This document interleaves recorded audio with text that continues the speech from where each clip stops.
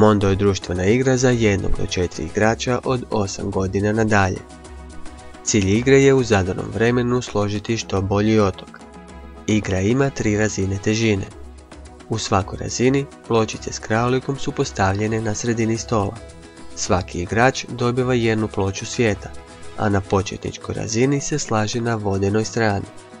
Vrijeme slaganja otoka je 7 minuta, a cilj je složiti što više pločica krajolika tako da se podudaraju, nizine na nizine, voda na vodu itd.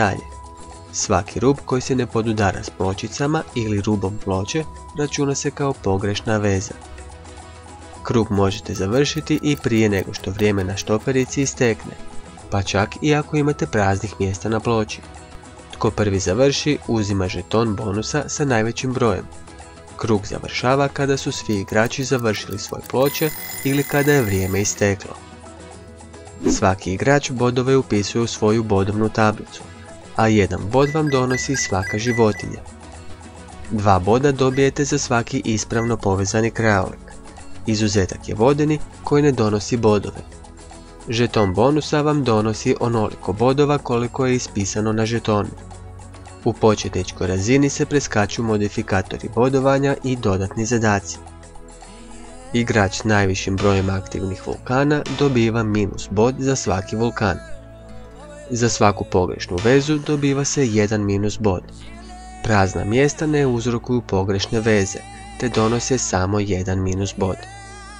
Nakon 3. kruga zbrajaju se bodovi u stupcima, a igrač s najviše bodova je pobjednik. Napredna igra traje 6 minuta. U svaki krug se dodaju modifikatori bodovanja koji vam donose po 4 boda za najviše krajolika, jezera, vodenih životinja ili šuma. Osoba sa najmanjim brojem dobiva 4 negativna boda. Ekspertna igra traje 5 minuta, a donosi razne zadatke. Svaki igrač mora ispuniti 2, a smijete uzeti i dodatne zadatke čak i ako niste ispunili prethodne. Naravno, sve možete dodatno otežati okretanjem igračke ploče na stražnju stranu, na kojoj su 4 krajolika koja otežavaju slaganje.